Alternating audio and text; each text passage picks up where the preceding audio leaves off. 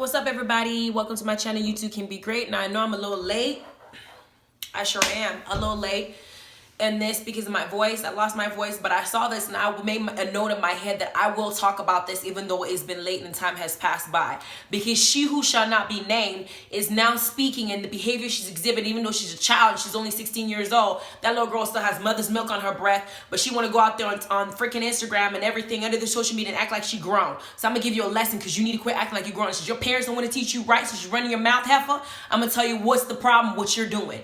Now, I've never had a problem with white folks or any other person outside of the African American race copying our styles as far as our hair dress, our lips, our ass, and try to get fake stuff to make yourself look as more culturally similar to us as possible. It has been happening for generations. Y'all steal our shit, but the problem I have is y'all don't want to give credit where it's due. And then when you do run your mouth, you don't know the history behind it or even understand the purpose of it. So you say dumb shit like, well, y'all wear weaves, y'all wear braids. So what's the problem? And I bet you she would have said on that Instagram and said, well, your nigga would think that I'm just as cute. So that is what pisses me off with situations like this. Let me tell you why this is a problem. First of all, if you would have learned when people are saying that you shouldn't be wearing shit like that, we have a different texture hair than you. Our hair is more coarse. It is soft at the roots, girl. Don't get it twisted. But it is more coarse. And we tend to our edges and our roots can tolerate a lot more than your little soft ass, dead ass hair that keeps falling off your shoulders. Like this that I have. Your hair texture may not be able to hold it as long as me. I can have this in for months even though it's not right to do. I can.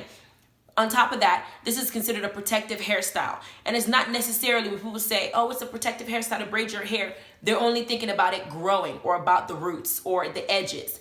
I get that it does that too, but you need to understand that a protective hairstyle doesn't necessarily mean from that. It didn't come from there. It was a protective hairstyle in the sense that there was a time, usually when, after the Middle Passage happened during the Atlantic slave trade, when they take the slaves, there was a routine. There was a pattern. There was like an initiation process they went through. They shaved them bald. Hence the term that she used even in her freaking Instagram page, bald head. All you bald head. We were bald heifer. I don't want to say bitch because I don't want to cuss her out. She's a little child. But they were bald because they shaved their head. They did it to strip their identity. They wanted to make them all feel like, number one, they're out of place. They took them from their natural environment, put them in a situation and completely removed their identity so they can start to mold them in the way that they feel works for their advantage and what they wanted them to do as workers, as slaves, and whatnot. And what happened was, we adopted braiding our hair.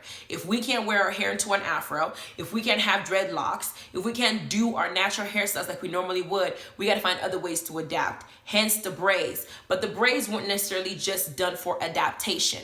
If you look in the history of, way back in the history, there was a Portuguese slave, I think it was Bioho or whatever, that he was captured. And he ended up escaping.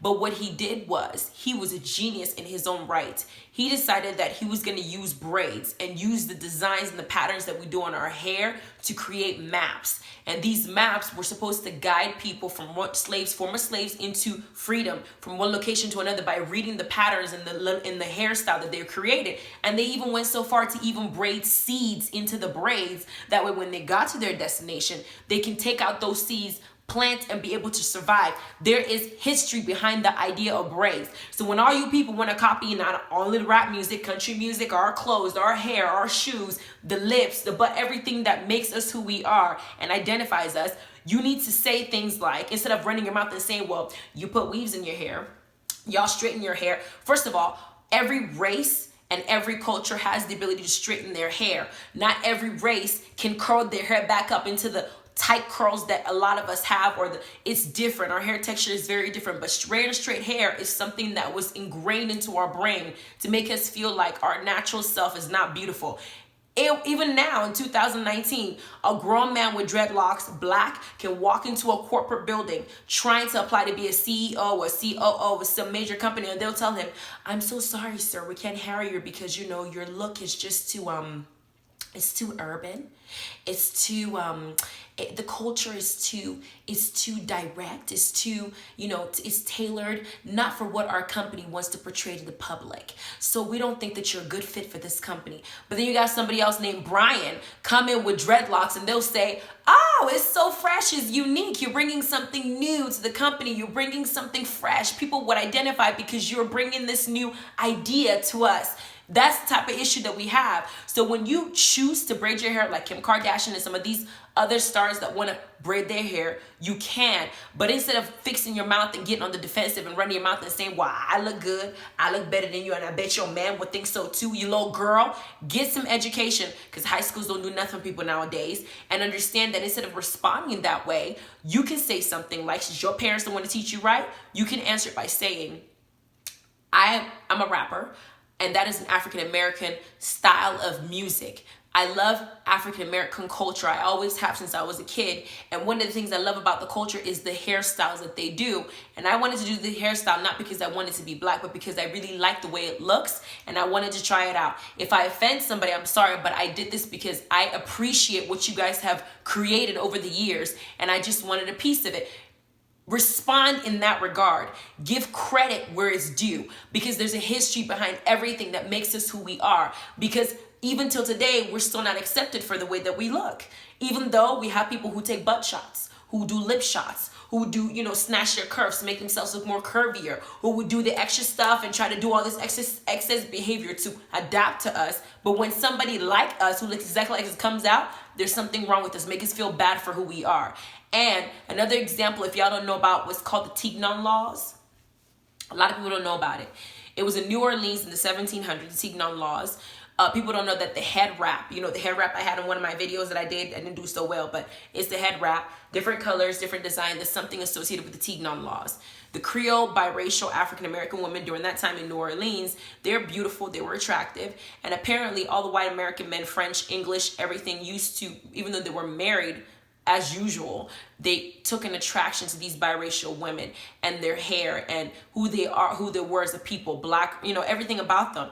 And these women the men's wives got jealous and said that the Creole ladies, their hair was too beautiful. It made them too attractive and they're losing their husbands from their homes. They complained so much that the damn governor went and said that these Creole women were not allowed to wear their natural hair in public. They had to be covered to protect the husbands from cheating on their wives. So what happened? They decided to come up with the head wraps. They embraced that change as usual. What we always do is adapt to some stupidity and always get it to where we create something new because we are that creative and we are that talented. They came up with the head wrap. They put jewels on it. They decorated it. They made it look beautiful, so much so that it didn't stop the men from going after them. You told us we can't wear our hair? Fine. We'll wrap it up, but we'll make sure that we look good while we're doing it.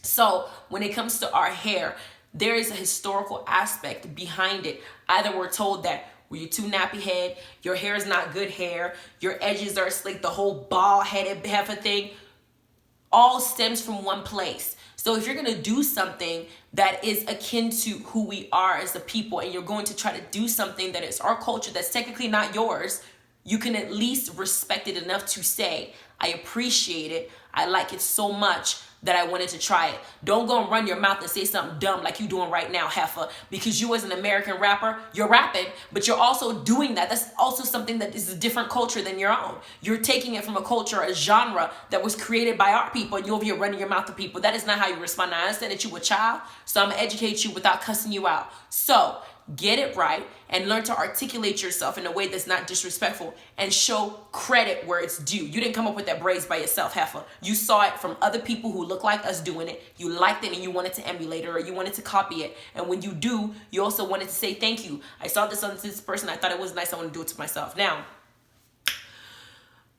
I didn't introduce myself very well. This is You Too Can Be Great. Follow me on Instagram, you2canbe_GR8_channel. If I see anything else I want to talk about, I'm going to start doing more videos like I was before. My voice is still gone, but I'm still want to put it out there. I feel like if I exercise this muscle, that is my voice, and try my best to get it out there, maybe my voice will come back the way it was. If not, I might cry in one of these videos, y'all. Anyway, have a good evening. Go and check out the Real Housewives of Atlanta video that I did, and also the Love and Hip Hop reunion. That one was popping too.